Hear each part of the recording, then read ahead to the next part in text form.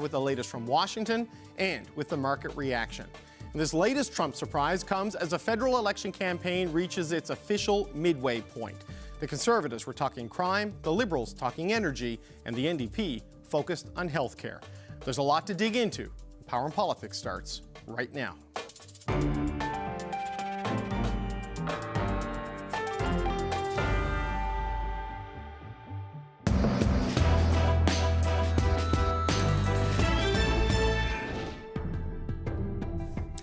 The Power Panel is standing by to dig into everything that happened on day 18 of this campaign. First, though, the global economy breathing a sigh of temporary relief after U.S. President Donald Trump announced a 90-day pause on his sweeping so-called reciprocal tariffs. But that doesn't include China. In fact, tariffs on China are being raised even higher, and the tariffs affecting Canada, well, those are all still in place.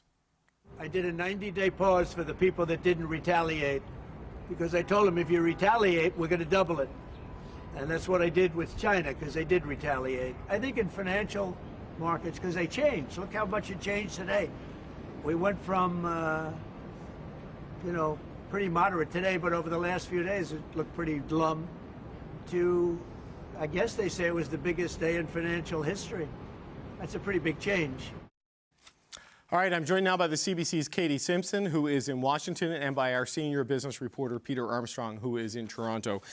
Katie, that was quite the thing, to create a market crash and then solve the market crash and take credit for the solution. But walk us through these snip-snap tariffs from today, because there was a lot of confusion today about it applied to Canada and Mexico right up until it didn't. What's the reality here at 5 p.m. Eastern? Yeah, oh, actually, you know what? I just went through all of my emails and sort of my text messages to create a timestamp of how dramatically things changed. So I'm going to walk you through that in just a second. But the headline is, in terms of the tariffs on Canada, nothing changes. The White House clarifying late this afternoon, and I'll get to the timestamp on that. But there was a lot of confusion around all of this. The country-specific tariffs, you know, the ones on Vietnam, on EU, those tariffs, they are paused. Instead, countries are going to be hit with a baseline 10% tariff, the exception being China, where because China continues to retaliate against the U.S., the tariff rate's now going up to 125. And so here's what happened this afternoon. It was 1:18 p.m. Eastern Time when President Trump posted on Truth Social that he was going to have a significant change to his tariff policy, sort of using confusing wording that there was going to be a 90-day pause. It was unclear exactly what the pause was going to apply to. It was 1:32 p.m. when we got word that White House officials would come out to speak to reporters to offer some clarity. That's when Caroline Leavitt, the White House press secretary, and Scott Bessent, the Treasury secretary, came out to answer questions. They said, okay, country-specific tariffs, they're paused right now for 90 days. Donald Trump wants to negotiate with these countries. He wants to be involved in the process. We need more time. So many countries have reached out. But then he said that instead of the country-specific tariffs, they're going to be hit by a 10% baseline tariff, which is much lower than some of the tariffs. Right. Now, at that point, Scott Bessent is asked a question, does that 10% baseline tariff apply to Canada and Mexico? And he said, yes. That, of course, is new, would be new for Canada. When Donald Trump went on his so-called Liberation Day and announced all these new tariffs, what he describes as reciprocal tariffs based on fairness, he announced the 10% baseline tariff that went into effect last week. At that time, Canada was exempt because it's dealing with a whole host of other tariffs. So once he said that, it was by about 1:50 that the news conference was over, and I started sending multiple emails to the White House, many emails, and started working a bunch of my sources as well to try and get some clarity. Initially, the White House comes back to me and says, yes, the 10% tariff does apply to Canada and Mexico. And I'm like, oh, that's new. So alert everyone at CBC, send it all out there, get that on the air. Okay, the White House says this is accurate. And then I hear back from a source by 2:54 p.m. and the source says, hearing that the 10% tariff does not apply to Canada, everyone is waiting to see what the text says. So then you send that out and you alert that to the network. And then by 3:51, I got confirmation from the White House that Canada was not going to be included and that nothing is going to change when it comes to the tariffs facing Canada. So if you're wondering what an afternoon looks like for a reporter at the Washington Bureau, that is what it's like. It is one moment it's here, another moment it's here. That is just the nature of the Trump administration. But the headline at the end of the day that everyone just needs to walk away with in Canada in this moment is that it is the status quo with tariffs. Everything that was in place yesterday is still in place today. All of the changes that are happening affects other American trading partners. They are, of course, completely, hugely significant, but that's where we land at 5:05 p.m. Eastern Time. Okay, so we've got a situation, Peter, where nobody really knows what the president is going to do. The Commerce Secretary, Howard Lutnick, is consistently unable to say what the president intends to do. And today, the Treasury Secretary couldn't explain how his actions actually functioned. So this is great. And while nothing changes for Canada, the two biggest economies in the world are in an escalating trade war. And while the markets are bouncing back, there's still a boatload of uncertainty out there. Yeah, and I mean, the fact that markets bounce back amidst all of that tells you how enthusiastic they were to just get some kind of a deal done and not really explore what any of this is going to mean longer term. The cracks that have been exposed through these last few weeks of volatility. I'll give you just one example. Apple stock, right? The NASDAQ was up 12.5%, I think. Apple stock was up 15%. In spite of the fact that we've now got 125% tariff on China, 90% of iPhone assembling happens in China, and figuring out how to work around that is going to be an enormous challenge for companies like Apple that are exposed to the China supply chain. So Peter, can I just ask you a question? Does it mean like an iPhone is going to cost like $2,500 now? Like, you know, how does this apply? Like, what's the math? We don't know. Okay, all right, fair. I can't count the amount of times I've been on television today saying either I don't know or I'm waiting for Katie to tell me. Yeah. Those are the two things I've said the most in my life on television today. Welcome to my world. Right.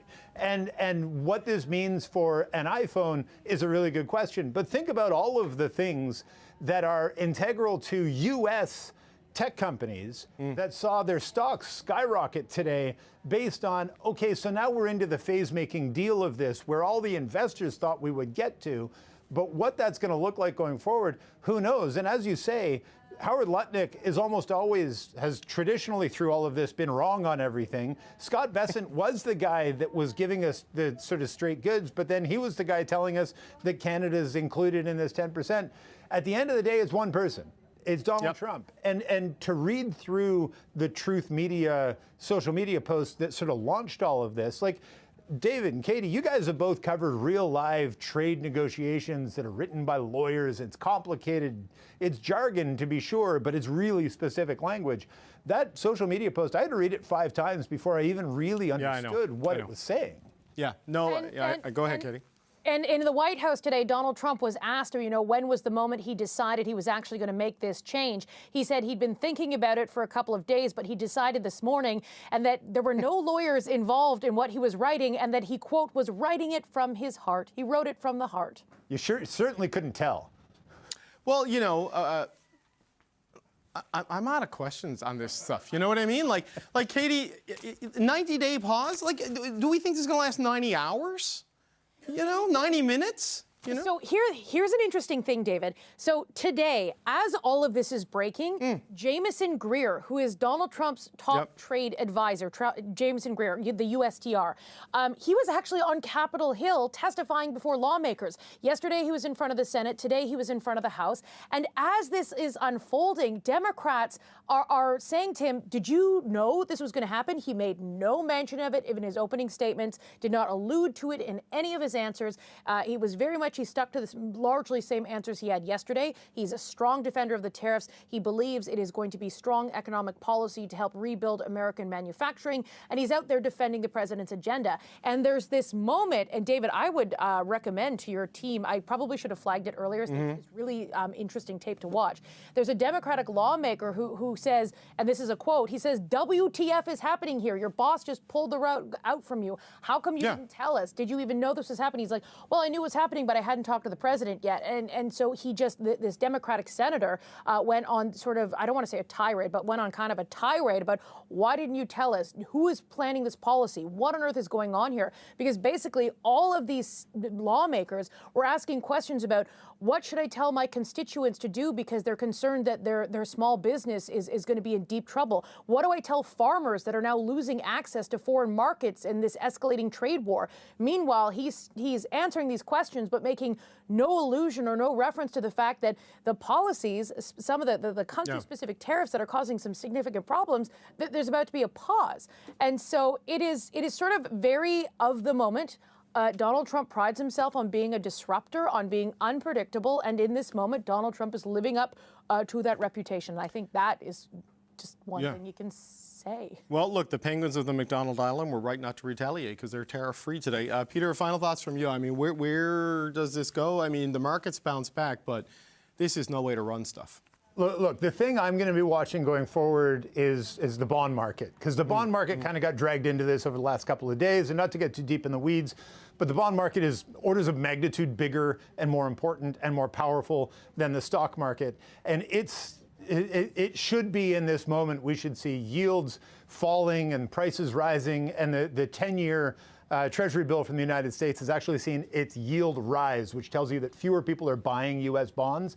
In a crisis, that's where they should be going. And if they're not going to those specific financial assets, then where are they going? And what does that tell us about where we usually see things move in a crisis? And if there's if something is breaking on that, then this is a much bigger story. It becomes about sort of credit crisis and a global financial crisis instead of just a trade war and a stock market. So that's what I'm going to be watching. Yeah, one guy. You can't spell tariffs without FFS, but Katie, Peter, it's that kind of day. Thanks for being here. We're going to bring in the power panel to talk about all of this. Amanda Alvaro is a former Liberal Party communication strategist and co-host of the Beyond a Ballot podcast. Here with me in the studio, Tim Powers, former strategist for Conservative parties, Brad Levine, former national campaign director for the NDP, and Shachi Kurl for second day in a row in studio. She's the president of the Angus Reid Institute. I meant it when I said I'm kind of out of questions, right? Like I was texting with Katie and Peter and Tim. I said, like, here's my question to you, Katie, WTF, Peter, WTF, OMG. Like, how do you run an economy? How do you run an election campaign? How do you plan for a budget coming after an election campaign when a financial forecast can't last the day? Well, never mind that. If you're an American citizen looking at this, at some point you have to say, what have we done? Because look, to your point, if Donald Trump was running a corporation, if he was running a professional sports team, if he was an administrator at a school, if he was running a corner store, if he was running a McDonald's, he would be fired. Because this is destabilizing is the nicest thing you can call it.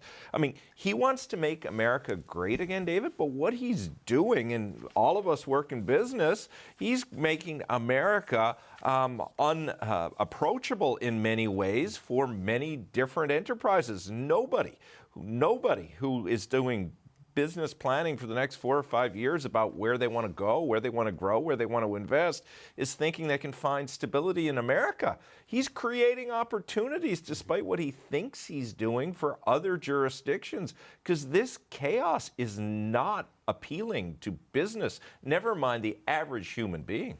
Amanda, what are your thoughts on this? I mean, it was, Katie went through the timeline. It kind of reminds me of the day when Doug Ford was in the standoff with them about the electricity tariffs, and they were going to double everything. And then it was this frenzied day of chaos and threats, and by the end of it, everything was just status quo. That's kind of where we are, though globally, the economy should be better for now because of this.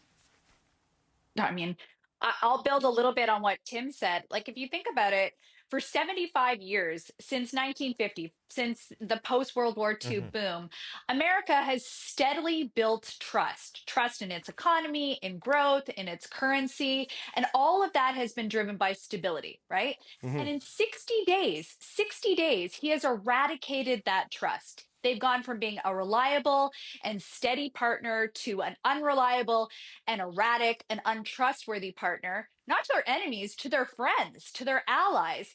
So despite the fact that he presses pause, the damage has been done and everything is changing. the global markets require that kind of stability. So now what do? Well, global behavior changes, right? They go around the US. The relationships start changing. The trading partnerships start changing. World order is changing. And I guess the thing that I keep thinking about as we watch this, I think we all think about it, is all of the evidence to Americans, all of the chaos, the markets collapsing, job losses, prices going up, retirement savings evaporating, all of that happens. And despite it, he still has this swath of Americans, a large number of Americans who believe in his empty rhetoric, in the Liberation Day, in the Golden Age, in the Make America Great Again. And I guess my final thought is, when does the light go on for those people? Like, when does it actually turn on? What amount of chaos will be enough for them to stop buying what he's selling? Yeah, I mean, well, they can't buy anything now because like he's destroying their buying power, Brad, and their retirement savings, right? There's the volatility in the stock market is one thing, but it's also like, what is the net effect of some of his decisions? So take a look at the average American consumer.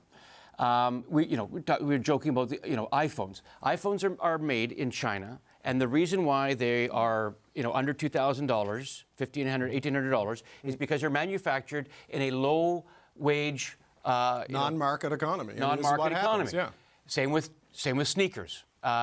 Take a look at the kinds of goods that the middle class in the United States want to purchase. Now, he wants to onshore manufacturing jobs, and some of their officials over the last 48 hours were saying, we'll have Americans screw in the screws of the iPhones. Now, that work needs to get done, but I just can't see an unemployed, machinist in the Rust Belt, working for the same wages that they do in China. So those iPhones are going to go up. With these Chinese tariffs. Then you've got all the, when Amanda asked the question, when will the Republican base turn their backs on it? When they go to Walmart in a couple of weeks and they go for their provisions, whether they're buying, I don't know, it's 80% of these kinds of goods that you purchase in a Walmart are made in China or in low-wage, non-market economies. Those are all going to go up. So when will the bottom fall out? It won't be the stock market, because that is a irrational, that is a different class of people, which he does want to, and today he was bragging. I don't know where the fact-checking in the States has gone. I know that they tried to in the last election, but my God, this man lies on national television and everyone just kind of accepts it. The biggest recovery in the afternoon. None of this is true, but it's when the average American sees the prices of their everyday things go up, and they will go up at 125% tariffs. Those everyday goods are going to go up, and that is going to hurt him. But we don't know if what other tariffs will actually hold. It's this notion of the con man says, I will make all of these things happen, and he starts lying about all these production being onshored. Americans are the largest economy in the world because they add value. It's not because they produce the toys that they do in China or that they assemble the iPhones or they stitch together the sneakers. They do so because they take raw materials from around the globe, they add tremendous value to it, and then they sell it to emerging markets and their allies. That is all thrown out the window right now, which is chaos. And I think there is opportunities for Canada. To Tim's point earlier, I think if you look on the bright side, when Christmas, when people start looking for Christmas things, and those toys under the Christmas tree are a hell of a lot more expensive. If we got to wait till Christmas, Brad, there's going to be a lot of people hurt on this. No, but that's when the bottom will fall out. And when you talk about fact checking, Daniel Dale, who works at CNN, good Canadian boy, must be hooked up to an IV because he's just constantly. But Chachi, like to Brad's point about the way the American economy is structured, he, the president, not Brad, he's using 19th century. Better not be Brad. Thanks for the clarification. We'll get mail. I don't know where you are on tariffs, but Trump is using 19th century trade policy to pursue 20th century industrial policy, while the U.S. wants to move into a 21st century economy, right? Like, none of this makes sense. Like, manufacturing jobs have been declining since the Second World War in the U.S. People don't want to work in garment factories and pay the prices for T-shirts that would require. Like, this is just not where the American labor pool workforce society is. And here we are. And we don't have to go back 100 years. We just need to go back to 1971 and Nixon and all of the chaos around price controls and import tariffs and taking the U.S. dollar off the gold standard. And you watch, what's he going to do next? And that man. Brad? No, not Brad. All right, just check it. Not Brad. Brad would make T-shirts, though. I would make great T-shirts. Would you silk screen them, or would you print? And would they be sustainable fibers, Brad? Probably. he thrives on the chaos. You know who's not thriving on the chaos? Everybody. Yeah, well, and Brad talks about Canadians looking on the bright side. They're not looking on the bright side. I'm going to have some data out on Friday that talks about the vast majority of Canadians now worried about a recession. 80% of them worried about harm specifically to their own households. Majorities and pluralities worried about a family member in Canada losing a job as a result of this. So, the bright side in terms of opportunities and situations where Canadians might benefit, right now they are rolling with the same nausea that everybody else is. I was just suggesting that I understand. global capital might look at places like Canada as a safer harbor than the U.S., not the individual. And our dollar went up today. Yeah, look, the good thing for Canada is that all of this chaos is happening right in the middle of a national election campaign, so it's a perfect opportunity for that to be happening. And while the stock market numbers are changing constantly, so are the polling numbers. And we got Shancha here. We got another pollster in the studio. Oh, pollster throwdown. Yeah, it's We'll see you. we're 3 weeks away. Raise you. David Coletto from Abacus Data is here. And David, you have been, of the big polling companies, you've been the holdout. Your numbers have shown a tie and a narrow conservative lead. You've got new data today that shows it's breaking Liberal. What's going on there? Yeah, we've got now the Liberals ahead by 6 nationally, 42 for the Liberals, 36 for the Conservatives, 11 for the NDP. And you're right, we have been, for various reasons, I think. There's no criticism in that, by the way. Hey, just say it. I am now, the Conservatives on Twitter don't like me. No, you're now being paid by the Liberals, like the Liberals were paying you when the Conservatives were up. It's all good. No, But no, anyways. I get those emails too. But what led to this? What do you think led to Well, I think there's a few things. I mean, you look at the underlying numbers beyond the horse race. Fascinating turn of events in that halfway through this campaign, Mark Carney's negatives are going down. They're not going up, which was what we normally see for most leaders. These are very polarizing events. The right? negatives get worse as the campaign goes on. He's opened up a plus 19 net favorable, which I don't think there's a political leader outside of normal times that could say that and be the incumbent, mind you, in a time like this. So that's one of them. The second one is the Liberal accessible vote pool continues to go up. More Canadians today than since 2017 say they are open to voting for the Liberal Party of Canada. The Conservative number's holding at 50. It's not dropping, but more and more Canadians are opening their mind to voting Liberal. So you take that plus an amazing set of regionals for the Liberals, and right now, again, it's looking like the advantage remains with them as we head to the halfway point of this campaign. Okay, 6 points ahead. This trend for Mark Carney is exactly what you want to see in an election campaign. The regionals you're talking about, Atlantic, Quebec, Ontario, BC. That's the four pillars. Yeah. Pierre Poilievre's numbers compared to Mark Carney, they are going in a different direction in terms of his positives and negatives. Yeah, I mean, if you look at Poilievre's numbers, they haven't really changed over the course of the campaign. And -6 net favorable isn't horrible. Like, these are not, the bottoms falling out of Mr. Poilievre's numbers, but everything's relative. And compared to Mr. Carney, Pierre Poilievre is not gaining any new fans, right? Whereas Carney every single week seems to be doing that, and that's the story, especially as New Democrats, typical New Democrat voters are leaving the NDP still and looking at Mark Carney as a safer alternative. And the Bloc, too, in Quebec is where it's also happening. Yeah. I mean, it strikes me that it's a very different election than we expected, 100 days ago, 120 days ago. But, it was a change election. Now it's almost become like a leadership election. It seems to be what people are focusing on, stability and all of these things. I mean, what are you watching for over the balance of this? We're right at the midway point, it's day 18. What do you think? Well, I think there's a few things I'm watching. One is, as much as Mark Carney's positives are going up, I still don't know if people really know him. They don't know who he is. They haven't seen a lot of him. I think the leaders' debates actually are going to matter.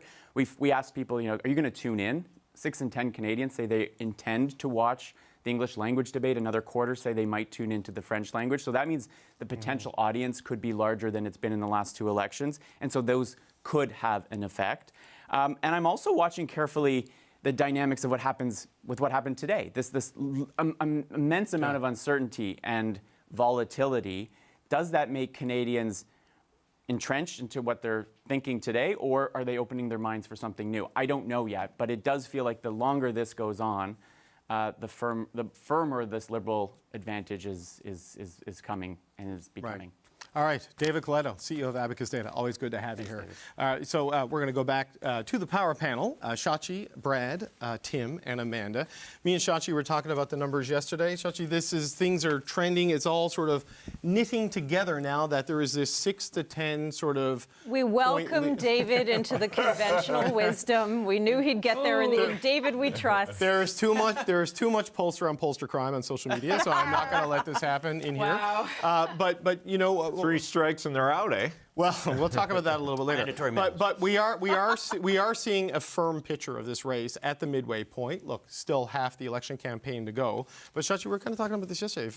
This is getting away from the Conservatives. Their invincible inevitability from the start of the year, it's underwater right now. They're chasing. They're not making up, and they're running out of runway. And there's not many ways that this changes. Yes, the debates could open things up. It could create a situation where we find ourselves talking about something entirely different. That has been known to happen in campaigns.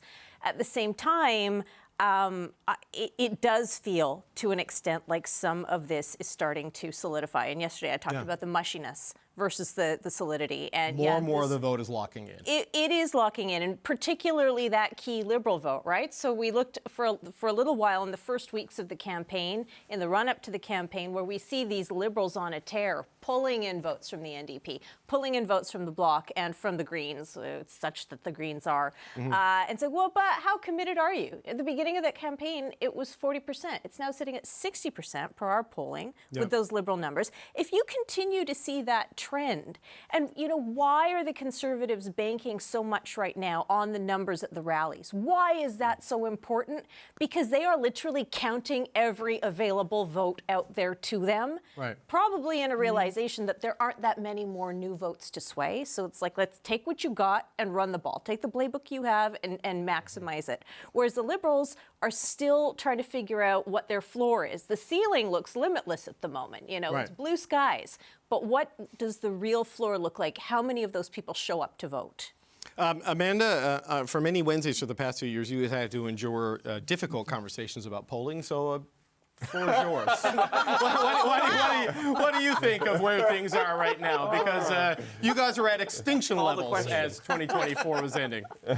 Sure did, David. Sure did. And maybe we can just all take a moment to appreciate this moment. But it's been, listen, I think, Abacus, like you said, is sort of catching up to what some of the other pollsters have been saying for some time. I mean, it's really interesting to sit in this chair because watching the 20-point conservative collapse, and which was completely unpredictable. None of us thought this was possible. None of us thought this was going to happen, but all of the circumstances have changed. And some of the other data and the polling, which looks at the things that Canadians really care about, which I know Sachi's talked about a lot, affordability versus Trump tariffs, but those two things are converging in many ways, right? And I think that as Canadians are seeking the kind of stability and confidence in a leader who's able to take on Trump, and Carney has emerged in that role, I think where Poilievre's campaign has faltered is that they relied so heavily, especially at the beginning of the campaign, on those slogans that felt empty, didn't feel statesman-like, didn't feel leaderly-like. And I think when he changed tune, that chameleon approach was also off-putting to Canadians. It's like, who is this guy really? Who really is Poilievre? And in the last few days, we've seen him kind of revert back. Kathleen Monk said this a few days ago on our podcast. She said it was kind of like OG Poilievre, and he's at the rallies, and he's throwing out the slogans again. And I think that's giving Canadians a bit of whiplash. And what they want in the room is the adult in the room. They want somebody who's going to stand up, who's going to be stable, who's going to be calm. And this is why we're seeing those plus 19 net favorable positives for Carney, because he's assuming the role that Canadians are looking for right now. Okay, Shachi, you want to jump in? Quick? Yeah, only to say Amanda's right on a lot of those things. The one thing is you can't really characterize it as a conservative collapse. It's just that they've been lapped, right? They were doing as strongly as they were because the Liberals and the NDP were basically duking it out for a distant second place. It's the NDP vote that has absolutely imploded. It's down to about a third of what it was. That's kind of ugly for the NDP, but it's less about people in massive droves abandoning the Conservatives. To be fair, they have lost. It's a bit of both, yeah. But it's not, mostly the other stuff. I would not characterize it as a collapse. It's that they lost the number of liberal drifters that took them from that 38, 37% place to a place where they were at 45% and poised for victory. Yeah, look, the Liberals went home and the NDP and the Bloc went Liberal, is essentially how this is broken down. But Tim, the question I think the Conservatives have to ask themselves, it's not necessarily they've collapsed, but why weren't they the answer to the question of who is best to deal with Trump? And I think you go back to a lot of things that led up to January 20th. Yeah, before even that, just back to something Shachi said, and it may be the thinking that's at play now. They're not blind to everything they're seeing out there. Of course, Angus Reid and advocates, none of that ever matters, but I suspect their internals are reflecting this. So I know nothing of this, but perhaps Pierre Poilievre and his team are making a calculation, two aspects to this calculation. One, we stay hard to keep the people that we have and who've joined us, because if he doesn't win the election, he's going to have a lot of things to manage. And the criticism of the last two Conservative leaders was they weren't conservative enough. So is Pierre Poilievre stepping back to a Stephen Harper strategy in 04-05 that I do okay in the election, and as a consequence of that, I get a second opportunity here. He's not without intelligence when it comes to political strategy. And I think that could be part of it. The other thing, though, is he's being encouraged in broader conservative circles to double down on the mean, but to something both Amanda and Shachi said, that's not working. Like when you're out there, two things from yesterday. The sort of nasty, petulant comment, well, you know, he's a banker, he wears blue socks and has a banker's haircut. Not sure that elevates you in the eyes of the public you might like to get. No. And then the back and forth on the crowd size, you and I and everybody appreciates the humor of that sort of joke, but then to opine as he did, he may be setting himself up to stay, but what is he going to be able to grow going forward if opinions of him harden outside of that base? It's great for Conservatives to stay in opposition and be strong, but that isn't what people in the Conservative Party want over time. Yeah, look, I appreciate the 04-05 comparison, but Brad, Stephen Harper never had a 25-point lead back then, and this party now leads the league in regicide, right? Like they have, and everything you're hearing out of this, look, it's not just me saying it, it's been in the Globe, Global News has done it. They called for an election for 2 years and they weren't ready. They didn't have a target riding plan. People showed up for the war room without clear roles. They didn't get a full slate of candidates. You know, the NDP is causing a problem. The NDP didn't get a candidate in South Shore St. Margaret, so Rick Perkins is in real trouble in Nova Scotia. A lot of things you think you'd have copper fast, and when you're putting confidence votes and calling for it, weren't done. And here they are. Yeah, no, there's been lots of rumors about the readiness of the Conservative Party campaign. You just pick it up along the way. The crowd sizes are, I mean, there's no question they're impressive. For sure. And, you know, they had Stephen Harper out at the Edmonton rally. You know, even if it was 14,000 people in Edmonton, they're not going to win Yellowhead twice. You can only win these seats once, and you got to move on. How about that attitude? So the efficiency of the Conservative vote is not good. So, you know, even if we wanted to get into the guessing game as to what do they need to be to form a majority government, they cannot be at these numbers. They can't be what we're seeing at this stage, even if they got every single of the 36 that David is showing here from his latest ones. You know, for the NDP, clearly, you know, still below, obviously, what they were in 2021. About 7 points, according to what David's got. It's still a steep hill to climb, no question about it. But, you know, what I see from what we were sharing with David, the 3 points that Carney is picking up, the 3 points are coming off the Tories, not the NDP. The NDP... He's taking a bit of everybody. Carney took from the NDP at the beginning, no question, and the Bloc as well. But, you know, we're waiting to see maybe if the New Democrats have hit the floor. If you listen to Mr. Singh today in British Columbia, he is not saying anything other than if Mr. Carney looks to have the plurality of seats in this next election campaign, then what is your best insurance policy to make sure that he abides by the promises that he makes? You got to send New Democrats back. And the Democrats just have to run a very effective ground game, and they could they could turn what we see today around. But it's not a bad, if this is the floor, they can still pull something out in the last 3 weeks. Yeah, I want to get to the Conservative campaign, but it's interesting. But what we hear from the Greens, the NDP, and the Bloc right now is that they're all counting on an Carney inevitability. Cause a rebound in their numbers. That is a wild space to be, partway through the campaign. Okay, Conservative leader Pierre Poilievre, he was campaigning in Ontario and promising the biggest crackdown on crime in Canadian history. Speaking this morning in Sault Ste. Marie, Poilievre says he'll end catch and release policies for repeat offenders. Tonight, he's in Brampton and expected to hold a rally next hour. The good news is that we don't have a lot of criminals in Canada. The bad news is they're very productive. Enough. It's time to lock up the very small group of rampant career criminals who are causing all the chaos. Poilievre says he'll implement a 3 strikes and you're out law. That means 3-time offenders will be locked up for 10 years without parole, bail, or house arrest.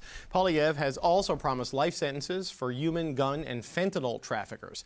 Asked in French whether this crackdown would stand up to legal challenges, Poilievre says it respects the Constitution. Liberal leader Mark Carney was asked about whether he supported Poilievre's proposal. For serious crimes or habitual crimes, which is the question, the full force of the law should be applied and appropriately severe punishment put in place. I don't jump to a baseball rule of 3 strikes and you're out for a period of time. No, it's a simple answer. Okay, this is familiar and safe ground for Pierre Poilievre. It's one of the Stop the Crime was one of the 3 slogans, 3-word slogans that they would use before they dropped slogans this campaign. But we got some reaction from a Conservative to this policy. This is from Benjamin Perrin. He was a legal advisor in Prime Minister Stephen Harper's PMO, currently a law professor at the University of British Columbia. And here's what Professor Perrin has to say about this. Research is pretty clear that 3 strikes laws don't make us any safer. In fact, they were found to increase homicides by around 25%. That's because if someone is about to commit their 3rd offense, they don't want witnesses around to tell the tale or police to stop them. And so, unfortunately, neither do these laws prevent crime through either deterrence or by reducing crime when people are imprisoned. So Tim, the law and order component of the Conservative campaign, they have said they would use the notwithstanding clause only on criminal justice reform, not on social rights and different things like this. But it's one of these issues where legal experts would say it's wrong on the law, but it might be right on the politics. I don't know. I mean, how do you view this? Like, it's very much a heavy, hard crackdown on criminals. And I think, look, if Poilievre is going to get back into the game, this will have some appeal, depending how they market it, in different ridings across the country. It's emotional. It's not grounded in legal certitude, as Ben just said to you there. But I think he's less concerned about that at the moment. I mean, look, in our own province, Newfoundland and Labrador, they brought in a budget today. What did they do? Announced more money for law and order initiatives. In Chachi's province of Vancouver, or British Columbia, we'll take it. We'll be a problem. Well, listen, write a letter in the Globe and Mail, talk about Vancouver's secession, join the line, all right? But in certain parts of this country, crime is the #1 issue. Yeah, no question, no question. Fact-checking is not something Poilievre is worried about at this juncture, and they're going to push this hard. And as you saw in one of their videos today, when he was in Sault Ste. Marie, was greeted by a woman who had a friend who was, I believe, murdered by partner PT.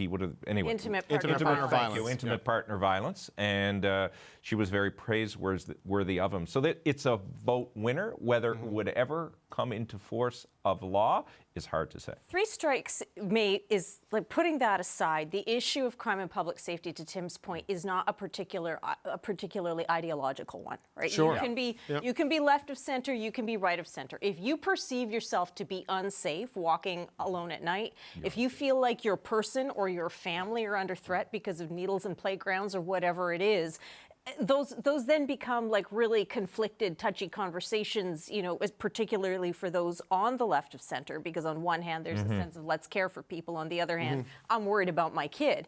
But it's one that tends to do better with, like, we talk about the massive gender gap that the Conservatives are dealing with right now, which is one of the reasons they're having the problems they're having. That is why we're seeing some of the announcements around domestic violence and intimate partner violence. That's why we're seeing a return on public safety.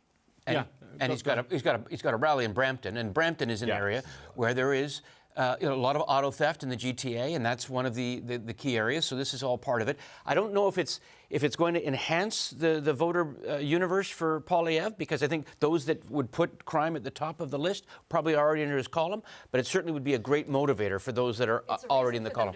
Yes, it's a motivator. Exactly. I mean, look at the location today, right? They want to get that seat back in the Sioux. The woman who spoke to him spoke to a very specific incident there.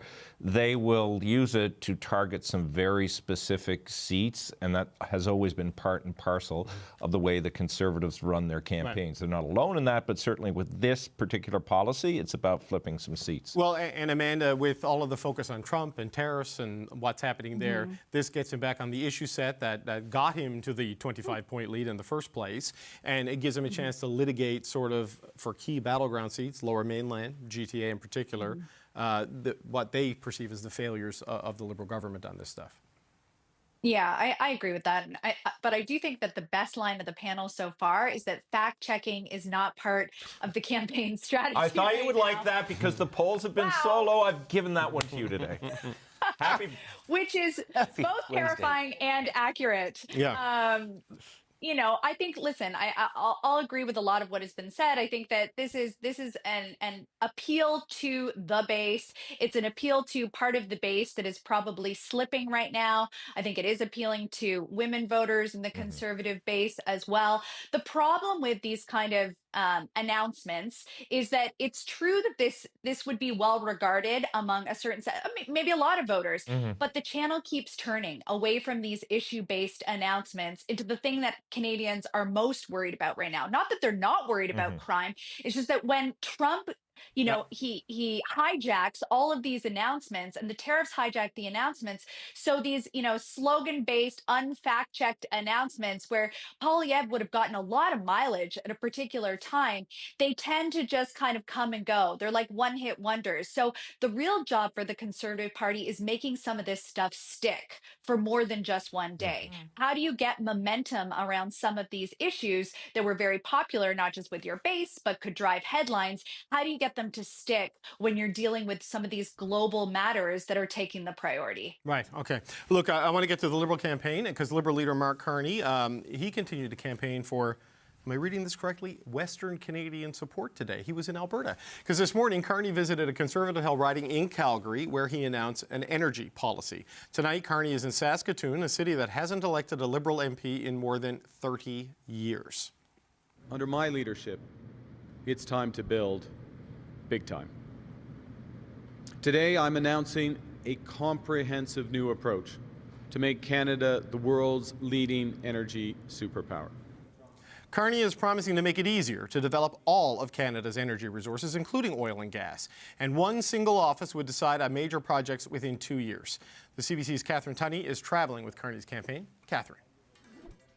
David, Liberal leader Mark Carney's outreach to Albertans continued today. Unsurprisingly, it's here in Calgary that Carney pitched his promise to make Canada what he calls a superpower in both clean and conventional energy. He touched on the idea of energy security, promising to use Canadian energy to displace imported energy, including from the U.S. Carney has already committed to building pipelines across this country, but has also said a new pipeline would require Quebec's blessing, something the province hasn't been keen on. In his remarks, he thanked oil and gas workers for keeping Canada warm, an acknowledgement that many here feel ignored by the party Carney now leads. Will that be enough to melt years of building animosity? Well, the province remains a stronghold for the Conservatives, which is unlikely to change April 28th. The Liberals do say they feel confident they'll make inroads here in Calgary and add to their bench. Next stop is Saskatchewan. The Liberals are hoping to win their first seat in the province since Ralph Goodale was defeated in 2019. David? All right, Catherine, thank you so much. That's the CBC's Catherine Tunney in Calgary. Brad, safe, friendly ground for Mark Carney, Alberta and then Saskatchewan. But the message he had today was a very different message on industrial policy and energy development, including oil and gas, than we've heard from Liberals for a long time. Do you think people will buy it? Because Daniel Smith and Scott Moe, probably skeptical. Yeah, but those aren't the audience. Yeah. I would submit because you're not really trying to get their votes. I'm sure they're already They may have done the advance voting early. They might have put their ballot for another political party. This is to inoculate against a perceived weakness that Justin Trudeau had, which he was against Western resource extraction and development. And that was one of the things that really helped the UCP. It really helped the Saskatchewan Party, helped the Conservatives in British Columbia.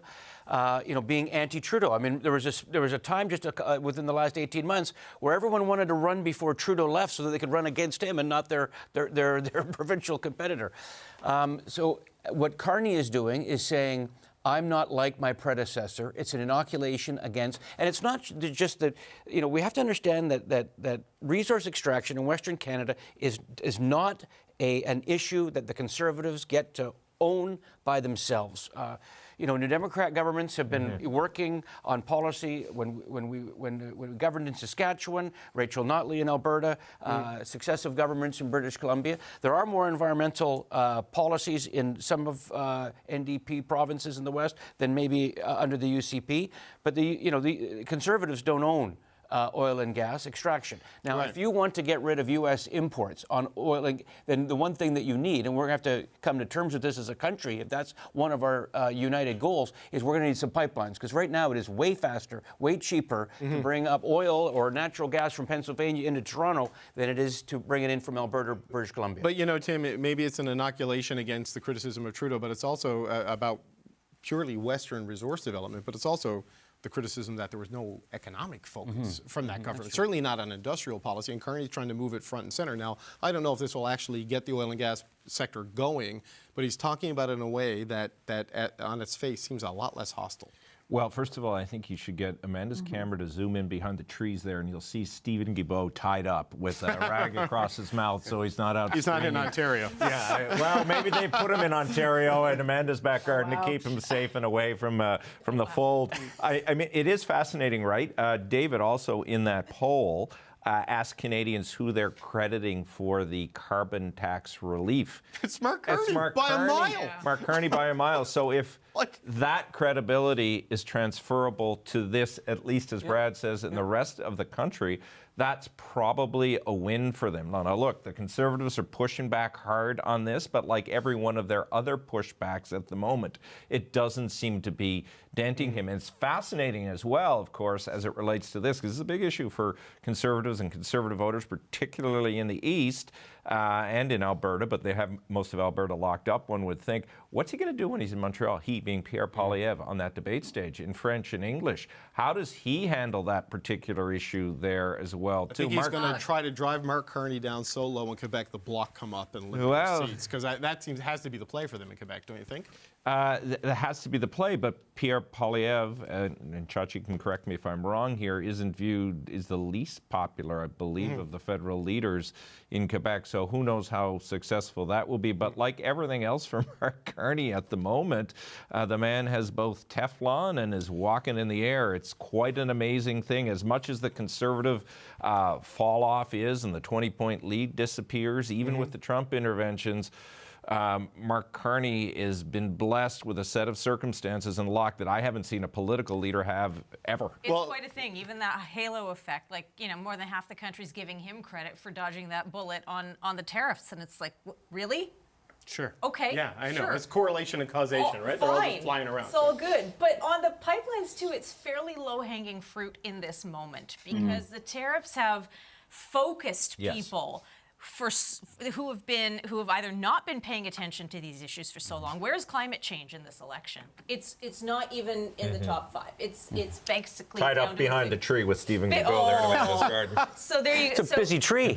People are very focused at the moment on the holy crap. What are we going to do in the face of sinking productivity, the tariffs, all the rest of it, and the appetite for resurrecting dead pipelines, whether it's Energy East, whether it's Northern Gateway. 47% of Quebecers saying, yeah, sure, let's build that Energy East pipeline. So where were you guys 6 years ago? So it's not that much of a risk politically for the Liberals and for Carney. It's credible. It's belt and suspenders. Let's make sure we've got this box ticked. Let's make sure we've done this one. Yeah, Amanda, going back to the reference about the carbon tax credit, from Coleto's poll, 55% give Mark Carney credit. Yeah. and the Liberals credit for getting rid of the carbon tax. 28% give Pierre Poilievre credit, and Pierre Poilievre, he euthanized carbon pricing in Canada, and like the Liberals getting credit for that is like Trump trying to take credit for the stock rebound today. You know what I mean? Like you put something in place people didn't like, you took it away, and you pat yourself on the back. It is very strange, but here we are, and now suddenly the Liberals are talking about pipeline development and oil and gas projects, which is a shift from 2024. I mean, imagine being in the conservative war room and looking at that piece of data today.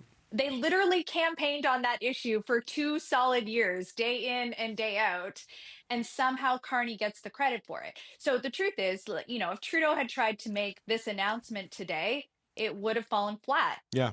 Maybe not, maybe because of the circumstances it went up, but Carney was the person who came in. He was the person who revoked the carbon tax. And he does, because of the temperature, the climate that we're in, he does have the ability to kind of capitalize and exploit on the appetite that Canadians to have to get resources to other markets, to diversify our markets. So when you start to connect those two communications goals, talking about the fear that people have, the anxieties they have around the Trump tariffs, and how, we have this huge buy Canadian sentiment, sort of exploit Canadian resources sentiment right now. He has a runway that the Liberals haven't had before to do some of the things that maybe they wanted to do, but really weren't able to do. And Carney is now occupying that space. Not only is he occupying it, but he's getting credit for it. It's a remarkable turn of events, but I can imagine that I don't know where this will land in terms of like the issues that people care about the most, but I think it's up there. And as climate falls further and further behind, it really does give the Liberals some leeway to be talking about things that the Conservatives owned for a really long period of time. Yeah, we have Elizabeth May and Jonathan Pedno coming up next hour. They've got some interesting thoughts on this, as you can imagine. And we're going to get to the NDP, but just because we're talking about all the pollsters, Ipsos, Daryl Bricker, they had a new poll out last night. They did exclusively for Global News. Liberals favored to best manage energy, resources. Wow. Like if you're in the conservative war room, like your head is spinning because, Popping off. Well, just quick, yep. When a leader becomes popular, they become best at everything. Yes. So Fair. So Yeah. it's like the rising tide of Carney. He's good at education. He's good at healthcare. He's good at Indigenous affairs. He's like Be you setting name up it. for the shortest honeymoon in the Yeah. history. of Sure, but political that's where it comes from, as opposed to he's got a far better policy. That is a very salient point from the New Democrat as we focus on the New Democrats, because NDP leader Jagmeet Singh continued his campaign today in British Columbia, where he's trying to save half of his party's seats. Singh spent most of the day in Vancouver talking about how the NDP will expand pharmacare. And tonight, Singh takes his pitch to Saskatoon. What I'm hearing from people, and they're more and more worried, is that Mark Carney wants to stop pharmacare dead in its tracks. He wants to stop it. He doesn't want it to go forward. And people are worried about that. Singh says the NDP would spend $3.5 billion to make sure all essential medications were free. The CBC's Ashley Burke is traveling with his campaign. Ashley. David, NDP leader Jagmeet Singh spent another day campaigning here in BC, making his pitch for a minority government, calling on Canadians to vote in more NDP MPs. It's Singh's second visit to this province in 2 weeks, and where he has the most seats in jeopardy. One of his incumbent candidates in Vancouver, Don Davies, told us that the biggest challenge right now is Donald Trump and his trade war upending this campaign. Singh's still trying to break through, and today took aim at Trump's threat to tariff pharmaceuticals. He says that could drive up costs and is pitching expanding public pharmacare in 4 years, starting with about 100 essential medicines, including antibiotics, antipsychotics, and pain medications. The price tag, $3.5 billion a year. Now, Singh is running a campaign that looks very different from the Liberals and Conservatives. We haven't seen any big crowds this week. His campaign says that it's not that they can't throw a rally or fill a room up with supporters. They call it a purposeful choice to focus on policy announcements to propose solutions. Singh's next stop is in Saskatoon, where the Liberals are also on the ground campaigning today. David? All right, Ashley, thank you. The CBC's Ashley Burke in Vancouver. A little bit of clarification on pharmacare, on the policies there. The NDP, they want to expand it nationally and broaden the amount of drugs. They've criticized the Liberals for saying they won't expand it. Carney has said he doesn't know if he's going to add more drugs, but he will expand the deals with the provinces and territories who are willing to sign on. So the diabetes and contraceptive components, those would become nationwide under Carney, he says. after that, it depends on other priorities. So I just wanted to put that out there. Brad, what are your thoughts on this? The NDP, they are spread out with small pockets of seats in a lot of places except for BC. We're not doing rallies, we're not doing these things because we want to talk about solutions and not do these things. Would you buy it? Well, it's right. Well, I think it's right to focus on British Columbia. You've got half the caucus there, and that's where I think Singh has he's got 12 seats of the current caucus, so he's got to protect that. There's no question about it. It's better, at this stage of the campaign, his message, and I alluded to that earlier, which I think is the right message, is like send New Democrats to Ottawa. We're not talking. He's not talking about forming government anymore. He's talking. You flagged that like 2 Mondays ago. What? Yeah. Show, what right? exactly? Yeah. What is it that you want out of your next parliament? Especially if the poll numbers, especially like the Ontario and Quebec poll numbers, show that the Liberal Party are poised to have more seats than Mr. Poilievre. Then the question then becomes, why would you risk voting Liberal in Vancouver Kingsway, or Burnaby New Westminster, or any of the Tri-Cities, or on the island, at the risk of actually potentially electing a Conservative? Many of these BC ridings, not all of them, but many of them, are three-way races. Yeah, and the Tri-City areas and all that sort of stuff. This whole notion, well, I want to see, traditional New Democrat supporters are cross-pressured in a way that not all Canadian voters are. There is a fear of Trump and what he stands for, and what he will do to Canada, and there's a fear of Poilievre. And so for many of them at the top end, they came right off and went to Carney because at least Carney had, in their minds, a potential of stopping him. If in the minds of the electorate that Mr. Carney is going to win a plurality of seats, then the NDP can continue to say, send more of us. Don't risk electing a Conservative in these NDP ridings. But I'm going to rally for you outside. Then we rally. But I have a question about that, because the psychology of the NDP voter, that if it just gets to the point that there's a comfort level that the Liberals will win, so they can abandon the Liberals to vote New Democrats because they don't fear Poilievre anymore, how do you know? And do the big rallies, while there's a tactical disagreement on whether or not that actually drives votes, it is a show of strength that soft progressive voters may look at and say, if that keeps up, I don't know if I can go back. Absolutely, and a show of strength in Edmonton for anywhere in Alberta for the Conservatives. Surrey, Hamilton, Toronto, Fredericton. They come from all over. But this is the challenge, and it comes predominantly from the Liberals. It's the notion that I can outcross, or I can take away an Albertan's vote for voting for the Conservatives by voting Liberal here in the Lower Mainland. That's not the case. You cannot erase a Calgarian or an Edmontonian's vote because they're voting for Poilievre. So he gets 10,000, 15,000 people out. I can't fix that here in Kingsway, but you can re-elect Don Davies, or you can re-elect Peter Julian or Jenny Kwan, or any of the incumbents. Who probably all will hold their seats, by the way. I'd be gobsmacked if they didn't. And then once those are secure, and this is all ground, right? So we play it ground game. We up in the air, which is the news and the social media, and then there's the ground game. So on the ground, you will see leaflets saying Don Davies has served this riding, or Heather McPherson, or any of the incumbent MPs. And right now, if you were to switch, and not all New Democrats are red-orange switchers. Some of them go blue. Some are blue-orange. If they leave the New Democrats, some of them might go to the Conservatives. So you hold the caucus, and then you go for those next tier. And right now, I think we're just solidifying that caucus vote now, and that's why he's in BC. We do have to take a break in about 3 minutes, so I want to get to everybody. But Tim, the blue-orange, southwestern Ontario, auto sector, trade exposed, a lot of three-way races.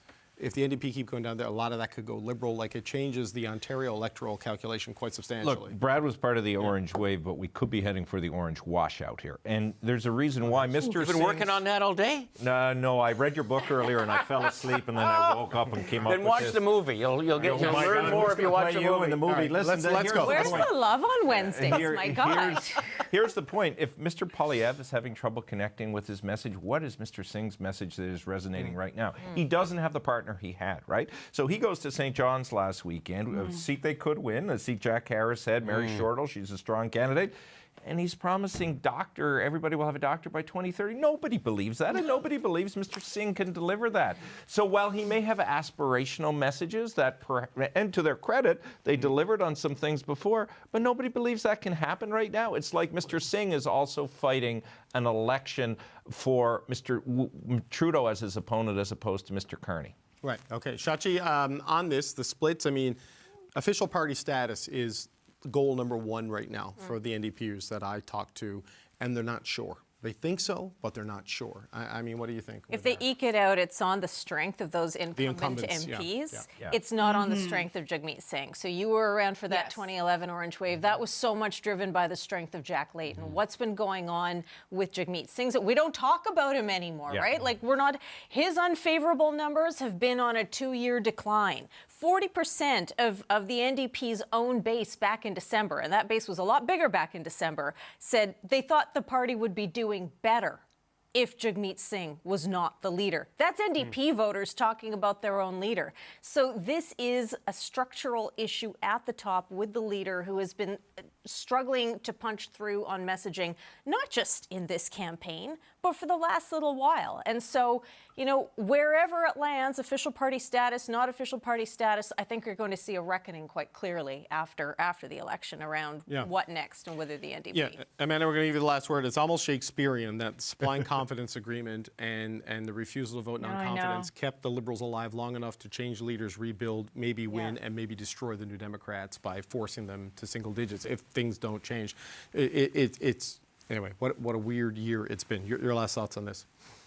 Shakespearean indeed.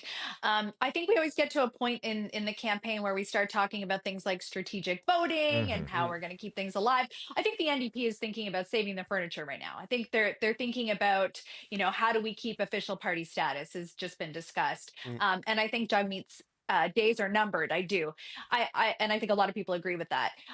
Do I think that NDP voters are saying to themselves, you know what, I went to the Liberals to stop Poilievre, but now the Liberals are going to get more seats. So maybe I'm going to go back to the NDP, to a leader that nobody is talking about, to a party that everybody is saying is disintegrating in front of our eyes. No, I don't think that's happening. I agree that in pockets of the country, there are ridings where those incumbents are going to pull the vote. And that will be the saving grace for the NDP in those ridings. But I think it's a lot of mental gymnastics to get to a place where people believe that they're going to flip-flop that way, that they'll have started there, moved over to the Liberals, go back to the NDP in order to save some seats in some of the ridings. I think that's a lot to have happen in the final couple of weeks of the campaign as they watch, their numbers slide and as they watch the leader, lose his time in the airwaves. I think that's just not happening. Yeah, look, there's a lot of three-dimensional chess there, and the Bloc is doing the same thing in Quebec, except in French, because they're kind of similar dynamic to try to save their numbers. Gang, that was a fun hour. We got to say goodbye to the Power Panel, though. Tim Powers, Brad Levine, Shachi Kurl, and Amanda Alvaro. But don't go away. There's still lots more to come here on Power and Politics. Just ahead, a mid-campaign check-in with the co-leaders of the Green Party. Plus, how is all that U.S. tariff uncertainty affecting Canada's auto sector? We're going to hear from Flavio Volpe. And the Power Rankings panel is here to talk about the key moments on the campaign trail today. Want to catch up with Power and Politics while you're on the go? Then check out and follow our daily podcast. I'm David Cochrane. The Power and Politics podcast starts now, where I speak to the key players in the political stories that everyone is talking about. You can find the latest episode on the CBC Listen app or wherever you get your podcasts.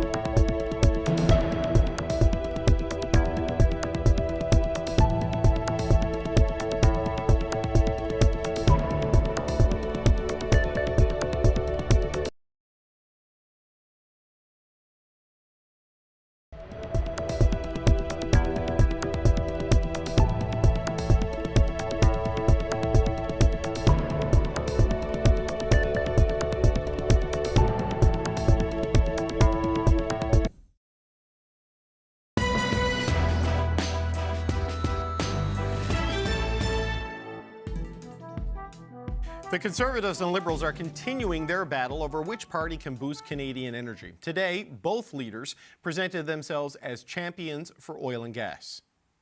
We want to dominate the market for conventional energy. And in order to do that, in the long term, it needs to be lower carbon. We are going to repeal the No New Pipelines Liberal Law C-69 and build Canadian pipelines with Canadian steel to get Canadian energy to Canadian markets. Also today, Abacus Data released polling on which issues are having the biggest influence on Canadian voters. 34% ranked cost of living as their top issue, followed by 19% who said it was the impact of the U.S. president. Near the bottom of the list, though, just 3% of those who responded chose climate change. So, what do these ballot questions mean for a party synonymous with its climate focus? Joining me now are Elizabeth May and Jonathan Pedno. They are the co-leaders of the Green Party of Canada. It's good to see you both. Thank you for taking time out of the campaign. Good to see you. Thank you. Mr. Pedno, let's start with you. This election is very different than the one I think we all expected when the calendar rolled over to 2025, and it seems to be polarizing to a binary choice in most cases between the Liberals and the Conservatives. Your party's under 3% in the polls. Where do the Greens fit into this election? It's crucial that the response to Trump's attacks on democracy brings more democracy in Canada. And unfortunately, Trudeau had a chance to reform our electoral system. He did not. I think we now, most of us, I think, know that Mark Carney is going to form the next government. It's very likely. We will fight tooth and nail to make sure Pierre Poilievre never sits in that chair. But we want to make sure that when the Liberal wave crashes, there are people looking after Canadians in the Parliament where all too often the big parties have the whip and they will, we'd like to see more Canada in Ottawa rather than the reverse. And Green MPs have a tradition of upholding decency, honesty, and I think Canadians will want to have a chien de garde to keep them honest when they will inevitably disappoint. So, Ms. May, I don't know if the Liberals will win. The polls today would suggest they are the favorites to do that, and almost certainly a majority at this point, which is something a lot of Canadians might feel they need to deal with, whoever wins, to deal with the threat from Donald Trump. So make the case for Green MPs in that sort of a dynamic. Well, I would pick up where Jonathan left off. We're making the case for democracy and a parliament with more voices, and we had 5 parties at the point of dissolution. I hope we have 5 parties in the House of Commons when we reconvene, and I hope we can pull together as Team Canada, regardless of party stripe, pull together as we were doing before the election. And I think the strength of the Green voice is that we do conduct ourselves respectfully. We have the respect of Canadians because we don't take cheap shots. We will work across party lines, and we will stand up for Canada as we will stand up for climate and make sure no Canadian gets left behind. And then in the tumult and chaos created by Trump, we need grown-ups in the room and we need grown-ups on the planet, which means we need Canada to stand strong in the world. Last month you sent a letter, Ms. May, the party did, to Mr. Kearney, Mr. Blanchet, Mr. Singh, saying let's cooperate together and essentially to stop Mr. Poilievre and the Conservatives. If the Liberals are the option to stop them, why wouldn't people just pick the Liberals in this current dynamic? What's the argument there? Well, the argument is that for one thing, depending on where you live and who's running in your riding, we don't vote for the Prime Minister. That's strangely descended into Canadian psyche, as though there's a ballot that says Mark Carney, Pierre Poilievre, Jagmeet Singh, Jonathan Pedno, Elizabeth May. No, we vote for the MPs in our riding, and the choice is to have your local representative. Only the Greens can promise an electorate that the MP, as I do for Saanich Gulf Islands, I work for the people of Saanich Gulf Islands as Mike Morris works for the people of Kitchener Centre. We don't have this fetishism around, that's why we're co-leaders. We don't say one person dictates all. So in a House of Commons, we do not want to move in the direction of the United States and a 2-party binary choice. Right. Not working well in the U.S. We need to keep a multi-party, respectful parliament. Mr. Pedno, you mentioned, you've both mentioned climate, and the importance of that in this election, but it is sliding in its importance as the issues that Canadians are most worried about right now.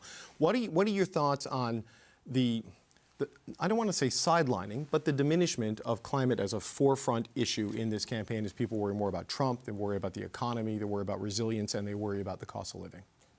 The cost of living question, I believe, is intimately connected to policies established by the Liberals and the Conservatives alike.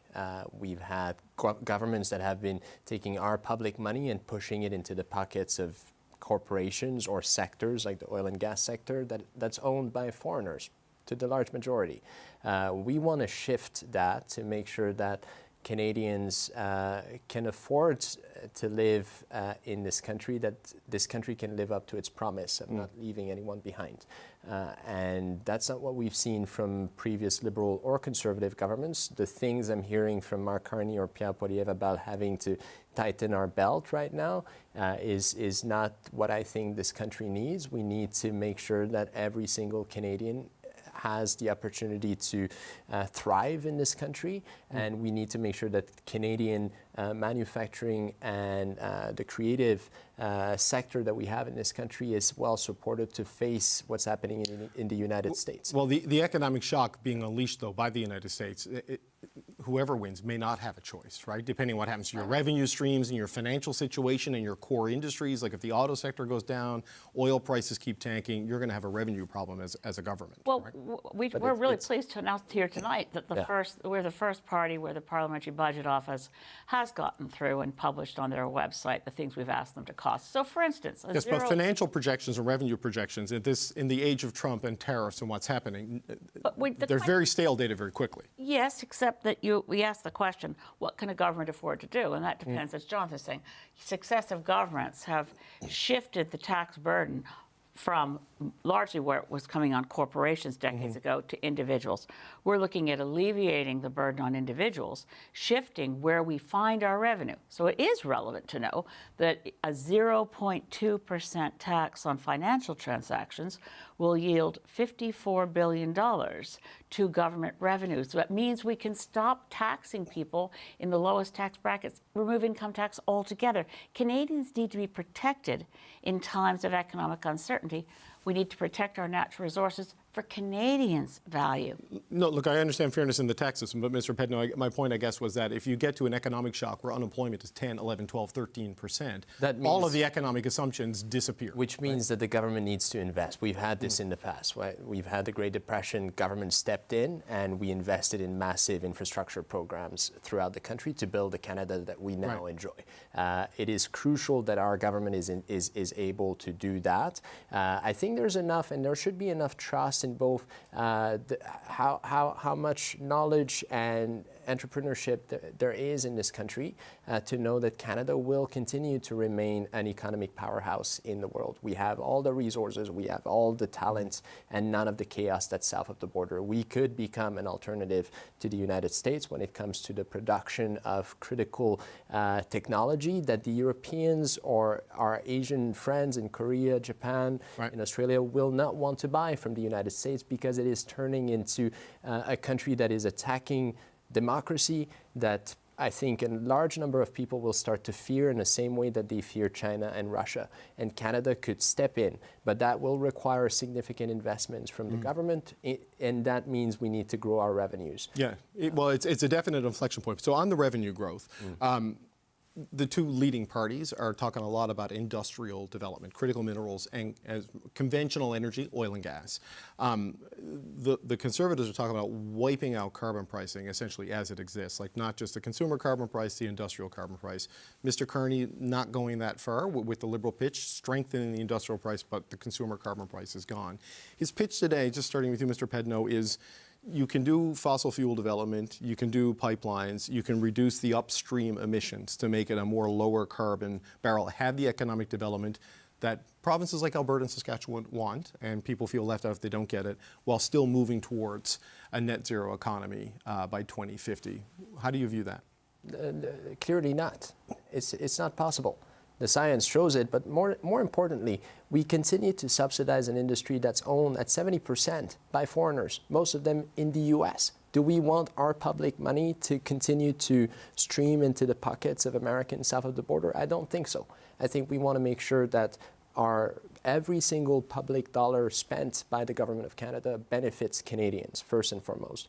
Now, there's a lot of talk about how critical that sector is to the Canadian economy, but it's, you know, about on par as with tourism when it comes to the GDP percentage. So we need to make sure that we invest every single dollar in our economy. The oil and gas sector is not the future. It's going to take decades. If we look at the TMX pipeline, which is still under construction, it's going to take decades to create the kinds of pipeline that they are now trying to push through the throats of Quebecers. Quebecers don't want it. It's going to have a massive impact on protection of our territory. There are other ways to grow our economy. We are a natural, renewable energy superpower. We've got the wind, we've got the sun, we've got so many other avenues of creating cheap electricity that we can distribute throughout the country to facilitate the building of tomorrow's economy. These men, they're looking to the past to find solutions, but we know exactly why we find ourselves in the shoes we're in right now, and it's because of those solutions from the past. So, Ms. May, just final point to you. I mean, your argument is it's not part of the economic future of the country, but what if it's important for the unity of the country? Because there is a lot of frustration in Western Canada that is being inflamed right now. I have to say I'm so proud to be Canadian. Elbows up, guys, but elbows up and arms outstretched. We've got a role in the world to leave no one behind, not only in Canada, but when you look at the targeting of the Trump White House on the poorest of the poor African nations, and you look at the people who are being targeted, people who are being deported. But one thing I'm going to say that may surprise you, David, thanks, Donald Trump. You made us wake up and look at the country we have and look at the opportunity we have. Let's get rid of our self-inflicted limitations on our economy, like the interprovincial trade barriers. Let's pull Team Canada together with all the provinces and start talking to each other and acting and thinking like a country. Jonathan Pedno, Elizabeth May, thanks for stopping by. It's good to see you. Thank you. Thank you. Conservative leader Pierre Poilievre is holding another rally tonight, this time north of Toronto. The CBC's Marina von Stackelberg is standing by to show us the scene. That's still ahead.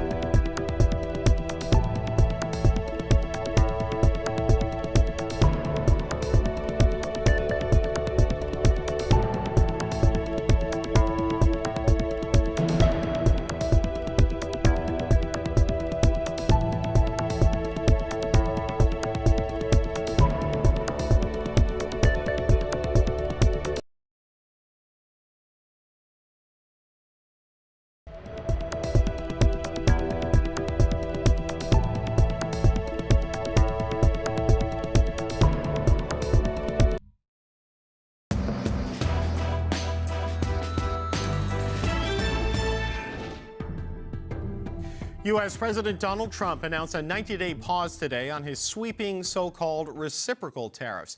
But that doesn't include China, because in fact, tariffs on China, they're being raised to 125%.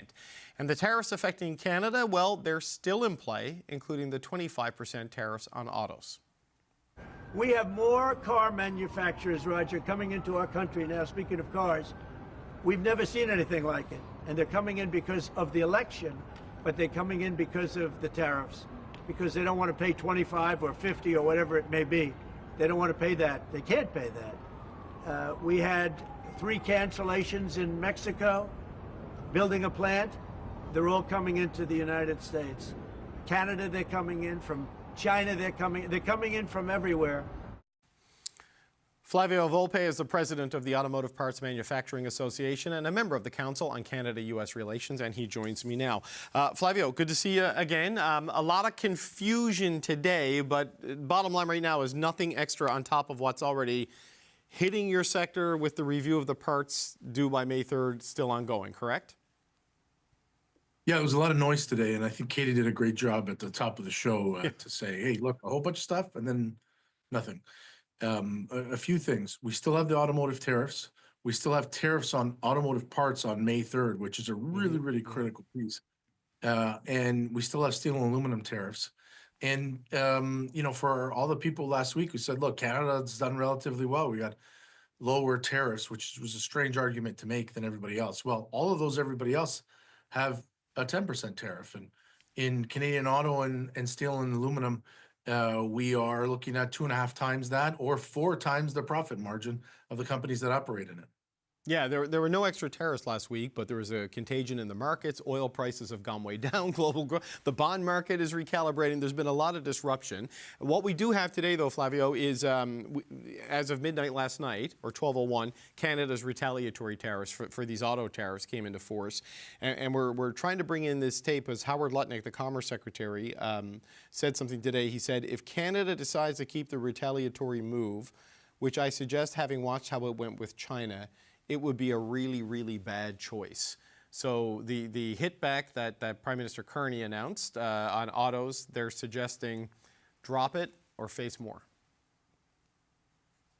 You know, this is typical Howard Lutnick and typical Trump administration. So I think Canada's done something really reasonable. We've turned around and said we counseled the Prime Minister to do something surgical. We don't have the same amount of leverage that they do. And so he matched the American tariffs, which are 25% import tariffs on Canadian imports, but zero out the American content. We did the same, but we also said we respect the Mexicans. We're not at trade war with them. We're going to do the same thing for Mexican content. Counseled the Prime Minister to keep auto parts out of a counter tariff until or unless they do it as promised on May 3rd. Auto parts are different than cars. Cars, the auto companies are going to try to spread around some of that hurt. You pass it off to your dealers. Dealers have a 60 to 90-day inventory. You may not feel that. You spread the price around to other cars. On parts, we run in just-in-time manufacturing systems with 24-hour inventory. The automakers have to pay for those parts today, and if they don't, then they try to make the part suppliers do it. The industry is going to go without parts, and you can't make the cars without all the parts, and we've got a real crisis on that day. Okay, we don't know where that's going to go, though May 3rd looms large. Talk about, catch me up on where things are now. Like when you and Lana Payne and Brian Kingston were on the show last, Stellantis had temporarily closed a plant. Thousands of Unifor employees were out of work. Since then, the contagion seems to have been contained in Canada, but I know there is a ripple effect happening throughout the North American industry. So what's your best guess right now, Flavio, or your best understanding of just how bad the knock-on effect of all of this has been throughout this integrated sector? We've been seeing reductions.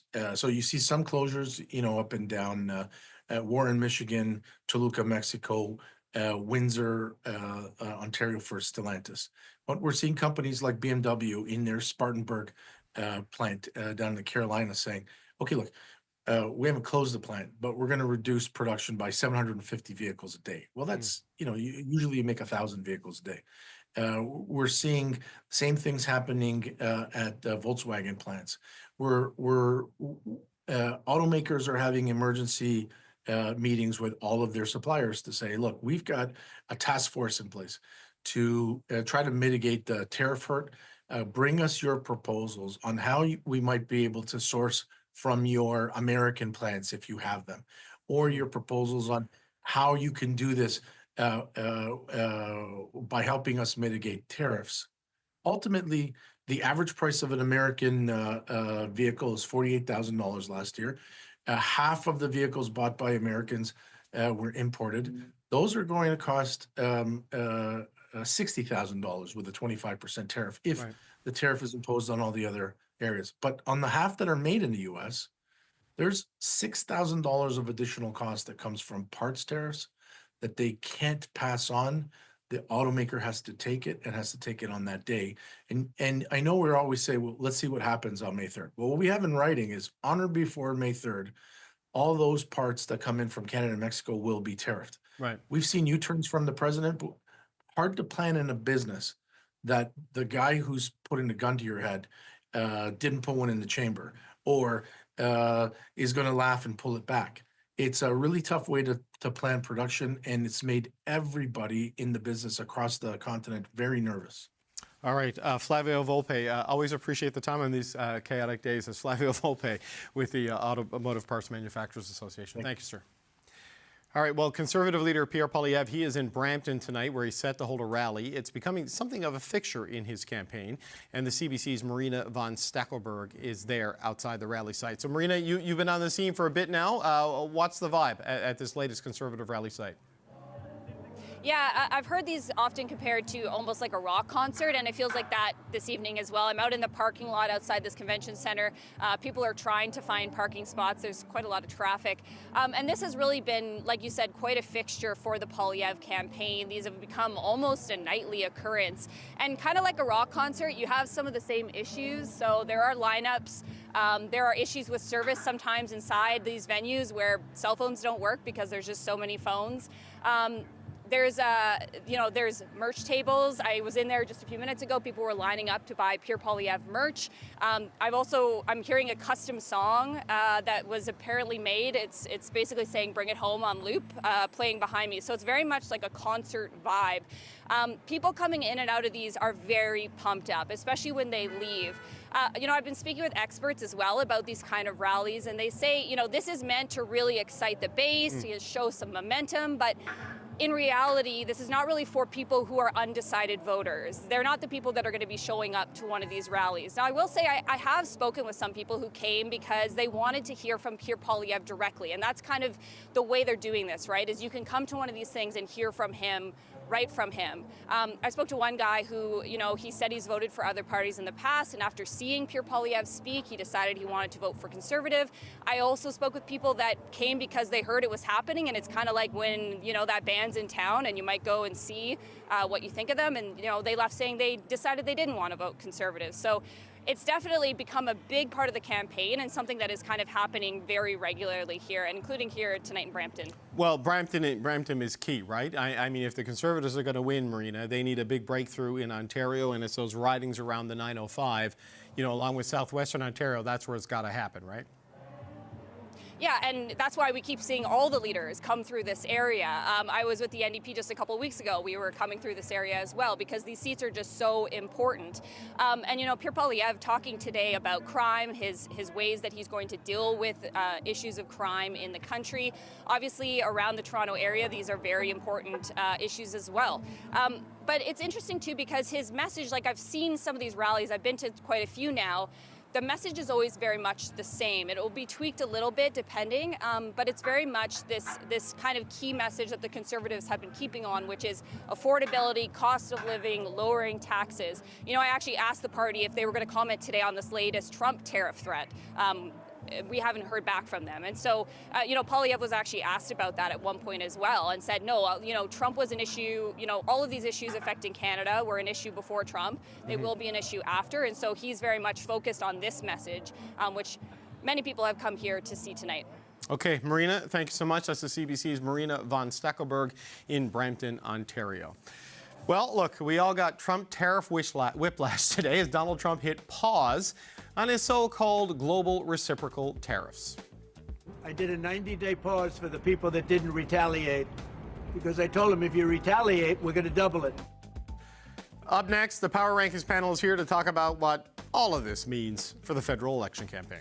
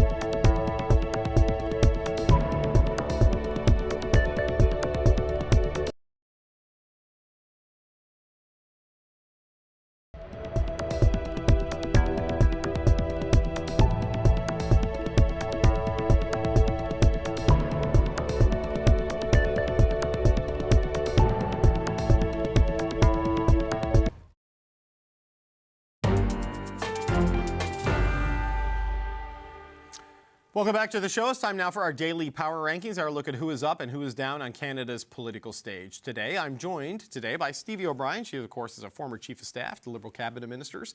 Larissa Waller is a former Director of Communications for Ontario Premier Doug Ford. And Matthew Dubé is a former NDP MP. Well, look, gang, after a week of market losses in the trillions, Donald Trump kind of backtracked today on his so-called global reciprocal tariffs. Have a listen. I did a 90-day pause for the people that didn't retaliate because I told them if you retaliate, we're going to double it. And that's what I did with China because they did retaliate. So we'll see how it all works out. I think it's going to work out amazing. I think that our country is going to be at the end of a year or shorter, but I think we're going to have something that nobody would have dreamt possible. Okay, Matthew, only Donald Trump could crash the stock market and then help it rebound and take credit for all of it. And that's kind of what he did today. The tariffs in Canada are still in place. Auto, fentanyl, steel and aluminum. I mean, what do you make of this latest move from the president? It's the uncertainty that keeps persisting, right? Just yesterday, or probably even today, we were hearing from the president, we were hearing from his cabinet about how this wasn't going anywhere, right? This was going to stay in place for as long as necessary, and it was going to be the medicine that as he called it, that was going to be needed for the U.S. economy. And I think the uncertainty is what poses the real challenge, I think, in a lot of spaces. Look, in Canada, we've already had layoffs at factories in different sectors, and I think a lot of that is less due to the tariffs themselves, because in some cases they hadn't even taken effect yet. It was just sort of that preemptive decision-making by businesses, and those types of decisions are taken when that uncertainty persists. So it seems to be this flip-flopping all the time that doesn't seem set on changing, and when you still have tariffs on China, I mean, that's going to remain disruptive regardless. Yeah, I mean, Larissa, uncertainty is accurate. I don't know if it quite captures, chaos, turmoil, almost seems strong. I mean, what are your thoughts on what we saw today with the president? I saw a lot of people saying today that, this is his playbook in the art of the deal. Create the chaos and seize the opportunity. So I'm really interested in almost that conspiracy theory that this is all about shorting stocks and creating opportunity, and that this chaos and this bad news has an economic advantage down the road. And, I say that out loud and I think I sound crazy, but I don't know what he's thinking. What he said in that clip was nobody would have dreamt this is possible. No kidding. No, they would not have. Right? And he also said no other president would do this. It's Absolutely no true. kidding. Yeah. Right? Yeah, so, I mean, we all sit here and wait. In the meantime, you see companies either fleeing to the States to get in there and get locked in there and service the American market, but you see a lot of companies not wanting to invest in the States. Anybody who trades anywhere else is now looking at jurisdictions like Canada, so maybe we'll see some opportunity there. Yeah, he's trying to bring a class of jobs to the United States, Stevie, with this policy that Americans have kind of tried to move away from, and may not have the labor pool for, but he's wiping out wealth and destroying old trade alliances and supply chains by the day. I'm going to agree with Larissa. Somebody's going to make some money here, and it's not going to be the average person. It's not going to be the average worker. They're going to suffer in America, in around the world. Are billionaires going to become richer at the end of this? Maybe. I wouldn't be surprised. It also doesn't seem very logical, and chaos reigns. Yeah, I don't know if it's art of the deal or just a reality TV star who knows that conflict drives ratings and likes to be at the center of the narrative. But David Frum has warned me many times: don't try to guess what's going on in his head. A lot of cliffhangers. You'll drive yourself crazy. Okay, I think the agreement between you and Larissa may end now because we're going to go to your pick. And you're up to. Let's get you up today. It's about Mark Carney, right? Yeah. So my up today is the need for a leader who has sort of the economic experience navigating through economic crisis. And I think that would be Mark Carney, and I think we're lucky to have him in the role he's in right now, and hopefully will continue in after April 28th. I think Canadians need to think, do we want, navigating our ship through this storm, a seasoned central banker with an impeccable resume who has already managed his way through or helped two countries through economic crisis? Or do we want the guy who advised us all to buy crypto in 22 before the market lost $1 trillion? I don't think that this is a time for learning on the job. I think it's time for somebody with experience to come in and sort of stabilize with a plan, who understands international finance. Okay, see, I think I was right. This is where the agreement ends. Larissa, your thoughts on it? Can I start? Yeah, go ahead. Okay. I don't think we're lucky to have Mark Carney here. I think there was more to being the Prime Minister than being an international banker. And I do think that Pierre Poilievre, he saw the housing crisis coming. He saw inflation coming. He talked about it. He has a lot of credibility in understanding how the Canadian economy works. He also understands what it's like to raise a family in Canada. He understands what waitresses are going through. He understands what people in the manufacturing sector are going through because he talks to them and he's been talking to them for so long and he's been listening to what he's saying. I think that Mark Carney has experience as an international banker, and that's kind of where our luck ends. We have a guy who was an international banker who's the Prime Minister right now. We don't have a guy who knows what it's like or has even spoken to the people who are worried about how much their groceries are going to cost or who are worried about what's going to happen to my manufacturing job. And those are the qualities that I think that a Prime Minister needs to have. Okay, Stevie's responded, and I'll bring him out I there. think the ballot question in this election is who is going to manage the economy through this storm. So I don't agree with what Larissa said, but even if I did, I think most Canadians are looking at that top level issue, and I think the polls are reflecting that. Well, look, Matthew, the polls do suggest, right, because, we're still only halfway through. The Liberals have moved ahead. Carney is a preferred choice for Prime Minister. Who knows where it ends up?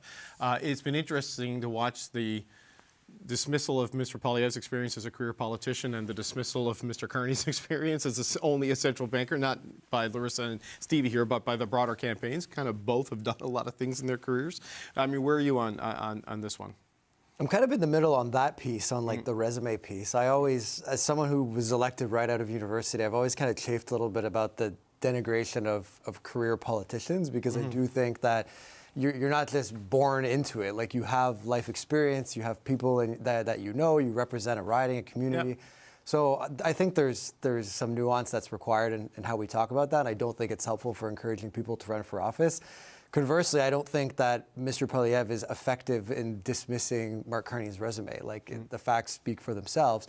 But I think there is something missing in all this, is beyond the economic hardship is what people are going to go through, right? And I think that Mark Carney needs to tread carefully in what he's actually proposing and how it might impact working people. You think of really what I felt was a disappointing answer about tax havens yesterday, where he almost implied that he wouldn't take action there.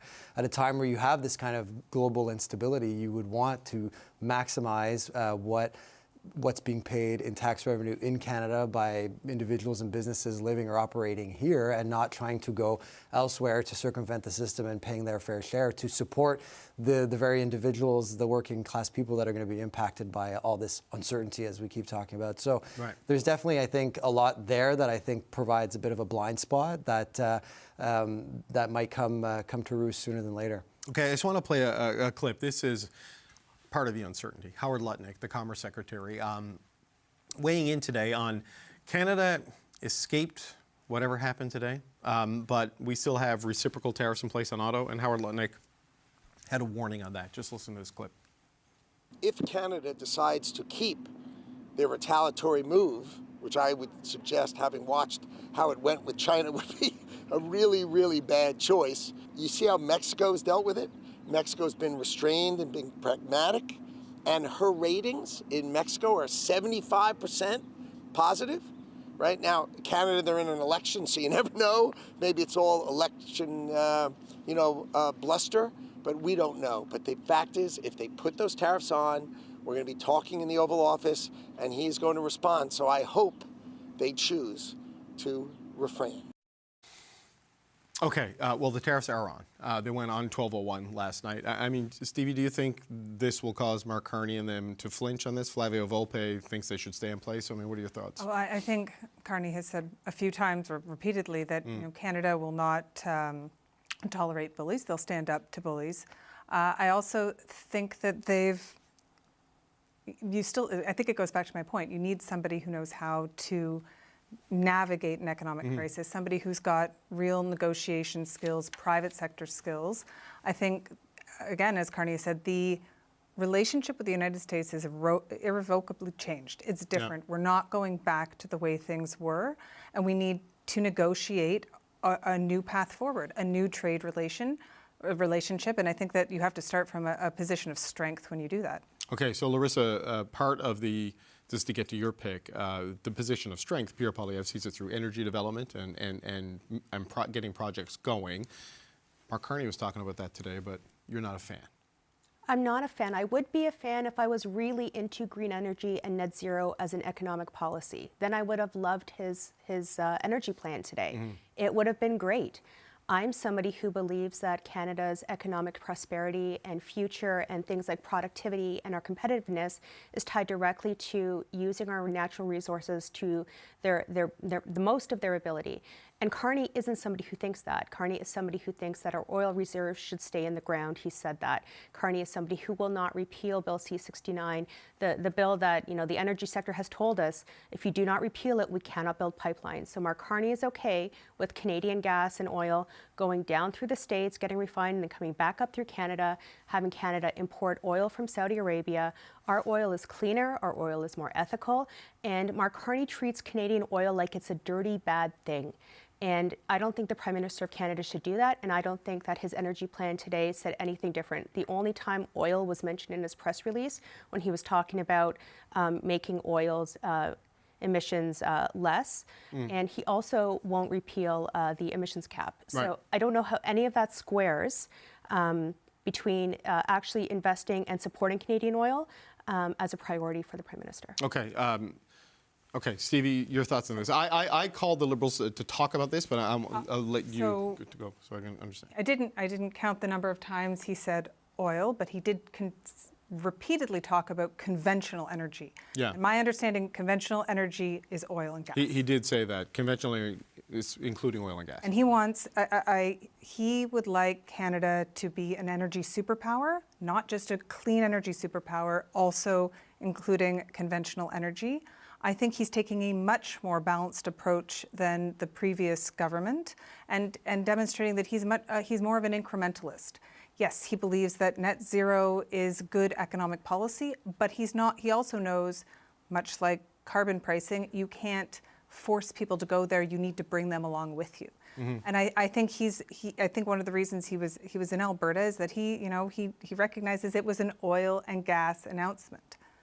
Right. So Matthew, like Mark Carney has said, some of the world's oil reserves will have to stay in the ground. Canadian oil reserves Sure. will stay in the ground. Okay, but not all of them. Right, but 50 to 80%. I don't know. That's what he said. He said that at COP. He said 50%. In his book, he said 80%. Okay.